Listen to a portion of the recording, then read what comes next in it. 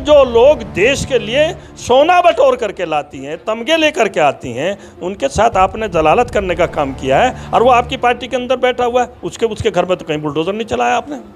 जिन्होंने अपनी सहेलियों के घरों को उजाड़ कर अपना घर बसाने का काम किया है। किसी ने कहा कि तुम्हारा दामाद आ रहा, किसी ने कहा तुम्हारा जीजा आ रहा, किसी ने कहा कुछ कहा। तुष्टीकरण मुक्त भारत कहाँ कर रहे? तुम तो तुष्टीकरण भारत के अंदर और लाने का काम कर रहे हो दोस्तों। तो तैयार रहो, हमारे सिस्टम के साथ आ रहे हैं। सिस्टम क्या है? सिस्टम यही है ना कि हम 150 गाड़ियों के अंदर हथियार लेकर के आ रहे हैं। अगर मामन ने कोई गलत काम किया, उसके खिलाफ अगर कोई कार्रवाई होती है तो वह हाउस में होगी, वो विधानसभा अध्यक्ष करेगा, उसके खिलाफ बाहर कोई कार्रवाई नहीं हो सकती। नमस्कार, स्वागत है आप सभी का हिंदुस्तान 24 पर और मैं आप सबके साथ विपिन चौधरी। अभी हाल ही में कई महीनों के बाद राहुल गांधी की संसद में वापसी हुई है, उनकी सांसदी बहाल हुई है। लेकिन इस बहाली के साथ ही एक नया विवाद खड़ा हो गया है और भारतीय जनता पार्टी से जुड़ी हुई महिला सांसदों ने राहुल गांधी पर कथित तौर पर फ्लाइंग किस करने का आरोप लगाया है।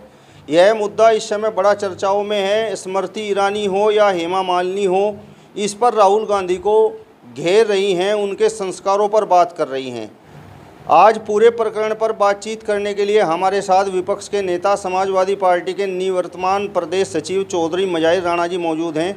चौधरी मजाहिर राणा जी, सबसे पहले तो हिंदुस्तान 24 पर मैं आपका बहुत बहुत स्वागत करता हूं। बहुत बहुत धन्यवाद आपका भी, आपके चैनल का भी, आपके तमाम साथियों का भी।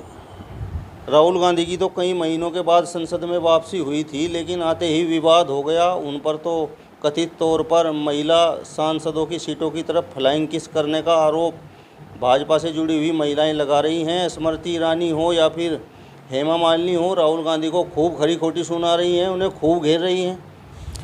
देखिए विपिन जी, बड़ी हास्यास्पद स्थिति है और देश की जनता इस बात को सोच भी और समझ भी रही है। छाछ तो बोली बोले छलनी भी बोलती है, जिसमें 72 छेद हैं। दोनों सांसद सदस्य आदरणीय हैं, सांसद हैं, लेकिन उनके अतीत में अगर जाने का आप काम करेंगे तो उनका क्या चरित्र और क्या रहा है ये आप सबके सामने है। जहाँ तक फ्लाइंग किस का मामला है, मेरे सामने तो कोई ऐसी बाइट या कोई वीडियो ऐसी वायरल नहीं हुई है कि राहुल गांधी जी ने हाउस के अंदर कोई इस किस्म की बात की है। लेकिन ये दोनों जो सांसद हैं, जिस तरीके से ये अनर्गल प्रचार करने पर तुली हुई हैं, इनको जब कुछ और नहीं मिला तो वो इस पर ही खड़ी हो गई हैं। सबसे पहले तो मैं उनसे ये पूछना चाहता हूँ आपके चैनल के माध्यम से, और जनता से भी ये पूछना चाहता हूँ, क्या मणिपुर के अंदर जो जिस तरीके की घटनाएं हुई, महिलाओं के साथ जिस तरीके की जुल्म और ज्यादती वहाँ पर हुई, नंगा नाच हुआ, वहाँ पर महिलाओं की बदहुरमती हुई, उनकी जलालत होने का काम हुआ, तो उस वक्त पर स्मृति ईरानी हो चाहे हेमा मालिनी हो, इनके मुंह में बर्फ़ जम जाती है, ये नहीं बोलती हैं। और मैं सिर्फ मणिपुरी नहीं बल्कि पूरे देश के अंदर जहाँ जहाँ भी महिलाओं के साथ घटनाएं हुई हैं, वहाँ पर ये एक शब्द भी बोलने का काम नहीं करती। फ्लाइंग किस पर तो बड़ी चिल्लाती हैं, बड़ी करने का काम करती हैं। दूसरे, अभी महिलाओं के साथ जो कुछ हुआ, महिला पहलवानों के साथ जो कुछ हुआ, ब्रजभूषण सिंह जी उनके पीछे बैठे हुए हैं, जिन्होंने महिला पहलवानों का शोषण किया है, उनके साथ बदहुरमती की, उनकी बेइज्जती की, उनकी जलालत की है, उस पर तो वो एक बार भी बोलने के लिए तैयार नहीं है कि उनका सांसद जो उन्हीं के पीछे बैठा हुआ है कि उसके ऊपर वो कोई शब्द बोल जाए, वहाँ भी उनके मुंह में जो ना बर्फ़ जमी हुई है। और वही नहीं, उसको छोड़िए, उनका जो नेता हैं आदरणीय प्रधानमंत्री मोदी जी भी एक शब्द उसके ऊपर नहीं बोलने के लिए तैयार हैं। अब मुझे नहीं पता कि फ्लाइंग किस कहाँ से लेकर के चली आई हैं दोनों की दोनों। दूसरी बात, अगर इनके अतीत की बात मैं करूं, ये वो लोग हैं जिन्होंने अपनी सहेलियों के घरों को उजाड़ कर अपना घर बसाने का काम किया है। दूसरी एक ऐसी सांसद है कि जिसने दूसरी महिला का घर उजाड़ करके अपना घर बसाने का काम किया है। अरे जनता तो सब कुछ जानती है, जनता सब कुछ पहचान रही है, जनता आपके बारे में जानती है, ज़्यादा उछल कूद करने की कोई ज़रूरत नहीं है। और जिस तरीके का आप लोगों का रवैया है, हाउस के अंदर है और हाउस के बाहर है, वो सब जनता जान रही है। इस बात को लेकर के मैं फिर कहना चाहता हूं और पूरे भारत की जनता के सामने इस बात को रखना चाहता हूं कि कुछ लोग संसद के अंदर ऐसे चुन करके चले गए हैं जिन्होंने भारतीय सभ्यता और संस्कृति के बारे में लेस मात्र भी ज्ञान और जानकारी नहीं है। मेरा सवाल आपसे ये है कि जिस तरीके से एनडीए के विरोध में अन्य सभी दलों ने गठबंधन बनाया है और उसका नाम दिया है इंडिया, तो प्रधानमंत्री तो कह रहे हैं कि नाम बदलने से कुछ नहीं होता, इंडियन मुजाहिदीन में भी सबसे पहले इंडिया आता है। देखो, मुझे ये बात कहने में कतई भी गुरेज नहीं है कि जिन लोगों के हाथ में आज देश की बागडोर है वो लोग कुछ भी बोल सकते हैं। उन्हें शब्दों की मर्यादा का और उन्हें अपने अस्तित्व का पता ही नहीं है कि हमें क्या बोलना क्या नहीं बोलना। और मैं तो सिर्फ आपके सामने ये बात कहना चाहता हूँ साथियों कि इनके बारे में क्या कहें कि जो कल कुछ बोलते हैं, आज कुछ बोलते हैं, परसों कुछ बोलने का काम करेंगे। मैं आपको याद दिलाना चाहता हूँ विपिन जी, आपको भी याद होगा कि 2014 के चुनाव से पहले यही लोग थे जिन लोगों ने बड़े बढ़ चढ़ करके नारे लगाने का काम किया था कि हमें एक बार मौका दे दो, और एक बार मौका आप दे देंगे तो हम भारत को भ्रष्टाचार मुक्त कर देंगे, एक बार हमें मौका दो तो हम परिवारवाद मुक्त कर देंगे, एक बार हमें मौका दो तो हम तुष्टीकरण मुक्त भारत को कर देंगे। 2014 में सरकार बनाई, कहा था कि मैं प्रधानमंत्री नहीं बनना चाहता हूं, मैं ऐसा प्रधानमंत्री नहीं बनाता हूं, मैं देश का चौकीदार बनना चाहता हूं, देश की सीमाओं की रक्षा करूंगा, और अगर मुझसे रक्षा नहीं तो थैला उठा करके चला जाऊंगा। इन्होंने ये भी शब्द इस्तेमाल करने का काम किया। जनता को जिस तरीके से नारे दे करके इन्होंने 6-15 लाख का बैंक में रुपए भेजने का मामला हो, काला धन वापस लाने की बात हो, चाहे 2 करोड़ लोगों को प्रतिवर्ष नौकरी देने का मामला हो, ये सब इनके सामने है। आज वो क्या बोलते हैं, किसके बारे में क्या बोलते हैं, इसके बारे में कुछ कहा नहीं जा सकता है। घटोलों की बात मैं आपको तो वो कहते हैं कि भ्रष्टाचार मुक्त भारत हम करेंगे। मुझे बड़ा अफसोस और सदमा भी इस बात का लगा है कि जो 2013 में उन्होंने नारे दिए थे, 10 साल की सरकार चलाने के बाद भी उन लोगों ने अभी जो अविश्वास प्रस्ताव हाउस के अंदर आया उस दिन उनके सांसद जो तख्ती हाथ में लिए हुए थे, वो तमाम सांसद तख्ती 3 नारों को लेकर के तख्ती उनके हाथ में थी। नंबर 1 भ्रष्टाचार मुक्त, नंबर 2 परिवारवाद मुक्त, नंबर 3 तुष्टीकरण मुक्त। जहाँ तक भ्रष्टाचार का सवाल है, मैं ज़्यादा नहीं कहना चाहता हूँ, लेकिन मैं 3-4 ही बात आपके सामने रखूँगा। सबसे बड़ा घोटाला बैंकों का घोटाला है कि जिनमें उनके मित्र लोग हज़ारों करोड़ रुपए की संपत्ति लेकर के बाहर चले गए। दूसरा घोटाला जो हुआ है वो नोटबंदी पर हुआ है। नोटबंदी पर आप भी जानते हैं, सब लोग जानते हैं कि जिस तरीके से 15% पर 20% पर नोट बदले गए हैं और मारे फिरे हैं लोग, वो आपके सामने, वो घोटाला आपके सामने। तीसरा जो घोटाला है जो कोविड-19 का है, वहाँ पर जिस तरीके से उन्होंने बगैर किसी सूचना के, बगैर किसी इन्फॉर्मेशन के उन्होंने लोगों के ऊपर टैक्स लगाने का काम कर दिया, कुछ लोगों से पैसा इकट्ठा करने का काम कि प्रधानमंत्री केयर फंड के अंदर जाएगा, उसका कोई हिसाब किताब आज तक नहीं देने का काम हुआ कि कितना रुपया इकट्ठा हुआ, कितना रुपया इकट्ठा नहीं हुआ और वो कहाँ जा गया है। तीसरा है कि एक और दूसरा घोटाला जो राफेल घोटाला है, कांग्रेस पार्टी ने भी राफेल का सौदा किया था। उन्होंने जितने करोड़ रुपए में, जितने 1000 करोड़ रुपए के अंदर 136 राफेल मंगाए जा रहे थे, उतने में ही इन्होंने कुल ही 36 राफेल के ऊपर सौदा करके और जिस तरीके से लाने का काम किया वो सब आपके सामने। ये तो इनका भ्रष्टाचार मुक्त भारत है। जहाँ तक परिवारवाद का मामला है, ये किसके ऊपर इल्ज़ाम लगा रहे हैं, किसके ऊपर नहीं इल्ज़ाम लगा रहे हैं, लेकिन मैं इनसे ज़रूर ये पूछना चाहता हूँ कि येदियुरप्पा के बारे में क्या है। क्या येदियुरप्पा का परिवारवाद नहीं है? दूसरी बात है, अमित शाह का परिवार क्या परिवारवाद नहीं है? क्या कल्याण सिंह का परिवारवाद नहीं है? क्या राजनाथ सिंह जी का परिवारवाद नहीं है? क्या कल्याण सिंह जी का परिवारवाद नहीं है? क्या आपका लालजी टंडन जी का परिवारवाद नहीं है? इनके भी बेटे और इनके नाती और इनके पोते भी राजनीति के अंदर सेटअप इन लोगों ने किए हुए हैं। यह है परिवाद की परिभाषा इन लोगों की। तीसरा, तुष्टीकरण पर भी मैं आपको बोल देता हूँ। ये तुष्टीकरण की बार बार बात करते हैं और तुष्टीकरण ये बताने का काम ही नहीं करते हैं कि देश के अंदर क्या तुष्टीकरण हो रहा है। क्या ये तुष्टीकरण नहीं है कि मणिपुर के अंदर बहन बेटियों की इज्जत लूटी जा रही है, मणिपुर के अंदर बहन की जलालत हो रही है, जिस तरीके से वहाँ पर लोगों के साथ उनका जलालत हो रही है, उनके जो है लोग कर रहे हैं, भारतीय जनता पार्टी जिस तरीके से उनका सलूक कर रही है, उनके घरों पर तो बुलडोज़र चले नहीं। जैसे ही मैं आपसे पूछना चाहता हूँ, अभी ये मवाद के अंदर एक झगड़ा हुआ है, इस मवाद के झगड़े के अंदर नू के अंदर जो झगड़ा हुआ है, तमाम जो है ना वीडियो वायरल है कि किस आदमी ने क्या कहा, किस आदमी ने क्या कहा है। किसी ने कहा कि तुम्हारा दामाद आ रहा, किसी ने कहा तुम्हारा जीजा आ रहा, किसी ने कहा कुछ कहा, मौनी मानेश्वर अलग करता है, एक और दूसरा है बजरंगी, वो अलग किस बात को करता है। बड़ी वीडियो आ रही उनकी। उनके घरों पर तो क्या नाम बुलडोज़र चला नहीं, जिन्होंने झगड़ा किया, झगड़ा करने के बाद उनके घर पे बुलडोज़र नहीं चला। बुलडोज़र किनके घरों पर चला दिया? जिनके घरों पर कुछ भीड़ ज़बरदस्ती चढ़ करके पत्थर मार दिया जिसने, उनके घरों को धराशायी आपने कर दिया, क्योंकि वो घर किसी दूसरे समुदाय के थे और वो जो है उकसाने वाले लोग दूसरे समुदाय के हैं। अरे अगर तुम तुष्टीकरण नहीं कर रहे तो इससे बड़ा और क्या तुष्टीकरण हो सकता है? क्या ये तुष्टीकरण नहीं है? क्या आपके यहाँ जैसे ब्रजभूषण सिंह जो बैठे हुए हैं, जिन्होंने महिलाओं के साथ जलालत करने का काम किया, महिलाओं के साथ छेड़छाड़ करने का काम किया, उनकी बदहुरमती और बेइज्जती करने का, और ऐसे पहलवानों के किया जो लोग देश के लिए सोना बटोर करके लाती हैं, तमगे लेकर के आती हैं, उनके साथ आपने जलालत करने का काम किया है। और वो आपकी पार्टी के अंदर बैठा हुआ है, उसके घर में तो कहीं बुलडोज़र नहीं चलाया आपने 6 किसानों की हत्या पीलीभीत में कर दी गई थी, उसके घर पर तो बुलडोज़र आपने नहीं चलाया। आपने तमाम जौनपुर के अंदर महिला की बेइज्जती करो, जलालत करके उनको टुकड़े करके जो है ना उसको मारने का काम किया, उसके घर पर तो कहीं बुलडोज़र नहीं चलाया। बुलडोज़र आप किसके घर पर चला रहे हैं? अरे तुष्टीकरण मुक्त भारत कहाँ कर रहे हैं? तुम तो तुष्टीकरण भारत के अंदर और लाने का काम कर रहे हो दोस्तों।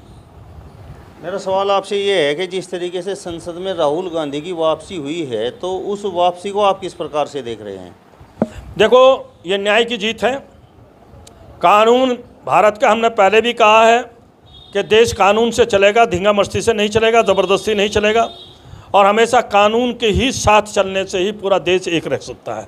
अखंड भारत अगर हो सकता है तो जब आप संविधान को लेकर के चलेंगे तभी अखंड भारत होता है। मैं इस पर एक बात आपसे कहना चाहता हूं कि जो लोकसभा अध्यक्ष हैं, उनकी जो स्फूर्ति देखने को मिली जब राहुल गांधी जी का मामला आया, तो किस तरीके से उन्होंने उनको निलंबित किया, किस तरीके से उनकी सदस्यता समाप्त की, किस तरीके से उनका मकान छीन लिया, किस तरीके से उनका सामान बाहर फेंकने का काम कर दिया, तो ये तो सब आपके सामने है। अब राहुल गांधी जी कानून के हिसाब से वापस आए हैं, और वापस आने के बाद उन्होंने अपनी बात रखी है, और उन्होंने ऐसी बात रखी है कि उन्होंने अपना पदयात्रा का भी स्टैंड सामने दिया दो, कि मुझे एक औरत मिली जिसका बेटा मारा गया, वो अपने बेटे के साथ गोली लगे हुए मरे हुए बेटे को गोद में लेकर के सिसकती रही। दूसरा, उन्होंने एक ऐसी दूसरी महिला का भी दिया है। तीसरा, उन्होंने जो कहने का काम किया कि साहब मैंने ये सबक सीखने का काम किया है, मणिपुर के अंदर जिस भारत माता के नारे लगाते हुए आप थक नहीं रहे हो, जिस भारत माता के नारे लगा करके आप सांप्रदायिकता फैलाना चाहते हो, जिस भारत माता के नारे लगा करके आप वोट बटोरना चाहते हो, कौन बंदा ऐसा है, कौन व्यक्ति ऐसा है भारत की सरजमी के ऊपर जो भारत माता के नारे की जय के नारे नहीं लगाते हैं? हमें बताने का काम करोगे जो नहीं लगाते हैं। हर व्यक्ति 15 अगस्त मनाता है, 26 जनवरी मनाता है, झंडा फहराने का काम करता है, कानून का सम्मान करता है। और आज सरकार चलाने वाले तो लोग वो हैं कि जिन्होंने 2007 से पहले ना तो झंडे का सम्मान किया, ना संविधान का सम्मान किया। आज वो हमें झंडे को और संविधान की बात करने की बात करते हैं। तो इसलिए राहुल गांधी जी की वापसी इस देश के कानून की जीत है, और हम कहते हैं जब कानून ही इस देश को एक रख सकता है। अखंड भारत का नारा देने वाले लोगों, तुम भारत को अखंड नहीं रखना चाहते हो, तुम तो भारत के टुकड़े टुकड़े करना चाहते हो, दूसरों को टुकड़े टुकड़े गैंग बताओगे, और टुकड़े करने वाले आप स्वयं हैं जो बैठे हुए हैं आज सत्ता के अंदर। और उसका नतीजा यही है कि आपके सामने है कि जिस तरीके से उनके बुलडोज़र नीति हो, क्या बुलडोज़र का चलना चाहिए, किसी का मकान टूटना चाहिए जब तक कानूनी उसको आप दोषी नहीं करार दे दोगे। यहाँ पर आप वो भी लोग हैं कि जो आपने उनको चाहे किसी भी संगठन से जोड़ करके उनको जेलों में ठूसने का काम किया, और जेलों में ठूस करके उनको 15-15 साल तक जेल के अंदर उनकी जवानी चली गई, और 15 साल के बाद वो बरी होकर के आ रहे हैं, दोष मुक्त होकर के आ रहे हैं। तो उनको 15 साल का मुआवजा कौन देने का काम करेगा? ये तुष्टीकरण की बात आप करेंगे, तुष्टीकरण का पहाड़ा पढ़ाएंगे देश की जनता को? तुष्टीकरण तो इनके खून के अंदर बसा हुआ है, और ये कहते जनता से कि हम तुष्टीकरण मुक्त भारत बनाने का काम करेंगे। सबका साथ सबका विकास कैसे हो रहा? सबका साथ सबका विकास। मोनी मानेसर के घर पर तो बुलडोजर चला नहीं, जो हत्या का भी मुलजिम है। आपने बिट्टू बजरंगी के घर पर तो चला नहीं, जिसने 3 महीने पहले ये साजिश रची थी झगड़ा कराने की। पहले उसने फरीदाबाद के अंदर झगड़ा कराने की साजिश रची, लेकिन वहाँ के कप्तान ने उसकी साजिश को नाकामयाब कर दिया। उसके बाद उन्होंने आकर के यहाँ ये साजिश रचने का काम किया। और मैं आपसे कहना चाहता हूँ कि इसकी इंक्वायरी होनी चाहिए बात की कि जिन लोगों ने गाड़ियाँ फूकी हैं वो गाड़ियाँ फूकने वाले लोग भी इन्हीं बजरंग दल के ही लोग हैं। वो गाड़ियाँ जलाने वाले लोग भी जो 200-250 लोग वो पहन करके आए हैं, क्या नाम है आपका, निकाब पहने हुए हैं, वो सब इन्हीं के ही लोग हैं। इसलिए इसकी इंक्वायरी, डीपली इंक्वायरी इसकी होनी चाहिए। मेरा सवाल आपसे ये है कि मेवात दंगों के ऊपर आपने बिट्टू बजरंगी और मोनू मानेसर का वीडियो तो देख लिया, लेकिन वहाँ पर एक कांग्रेस विधायक मामन खान का वीडियो भी इस समय वायरल हो रहा है, जिसमें वो सदन में खड़े होकर कह रहे हैं कि यदि मोनू मानेसर मेवात आता है तो उसे प्याज की तरह फोड़ दिया जाएगा। बिल्कुल आपने सही कहा, लेकिन ये उसने कहाँ दिया? जनता के बीच में नहीं दिया। ये जनता के बीच में नहीं दिया है, ये उन्होंने हाउस के अंदर दिया है। विधानसभा अध्यक्ष की जिम्मेदारी बनती है कि विधानसभा अध्यक्ष देखे कि उसने कोई गलत किया या नहीं किया।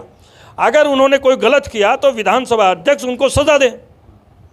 उन्होंने जनता के बीच में कोई बयान देने का काम नहीं किया, उन्होंने विधानसभा के पटल पर यह बात कहने का काम किया है।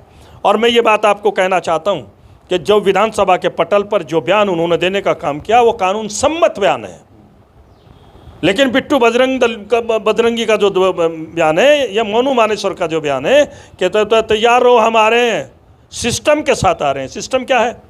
सिस्टम यही है ना कि हम 150 गाड़ियों के अंदर हथियार लेकर के आ रहे हैं, तलवारें बट रही हैं, सब वायरल हो रहा है। पहले से क्या सरकार को नहीं पता था? सब चीज़ें हैं। तो इसलिए दोनों में फ़र्क है। अगर मामन ने कोई गलत काम किया, उसके खिलाफ अगर कोई कार्रवाई होती है तो वह हाउस में होगी, वो विधानसभा अध्यक्ष करेगा।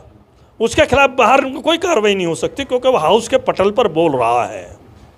मेरा सवाल आपसे ये है कि आप बार बार मणिपुर की घटना का जिक्र कर रहे हैं। विपक्ष मणिपुर की घटना पर भाजपा सरकार को घेर रहा है, लेकिन भाजपा ही कहते हैं कि यही लोग पश्चिमी बंगाल की घटनाओं पर चुप रहते हैं, इनके मुंह में दही जम जाती है।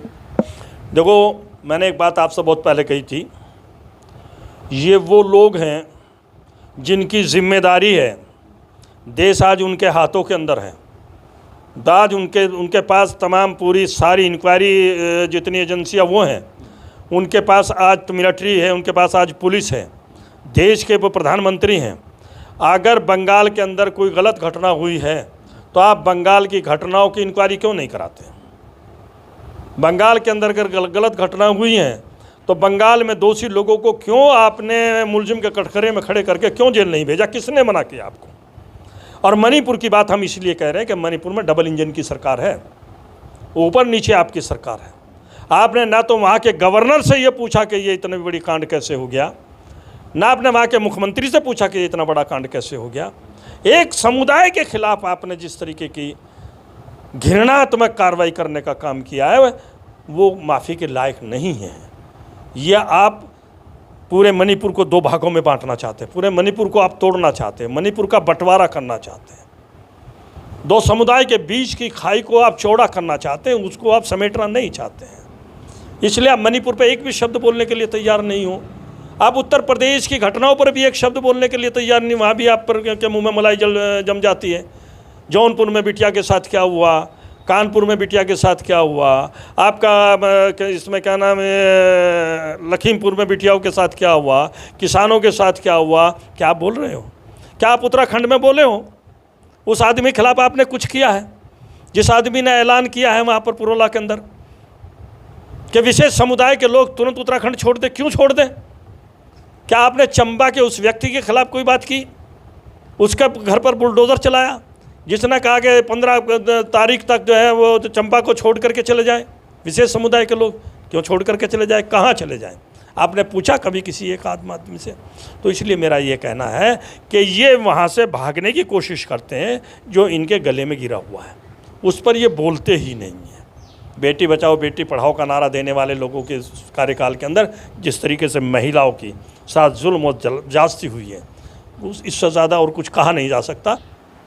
चलिए, तो विपक्ष के नेता समाजवादी पार्टी के निवर्तमान प्रदेश सचिव चौधरी मजाहिर राणा जी को आपने सुना। फिलहाल इस वीडियो में बस इतना ही। अगली वीडियो में फिर आपसे मुलाकात होगी, तब तक बने रहिए हिंदुस्तान 24 के साथ। नमस्कार।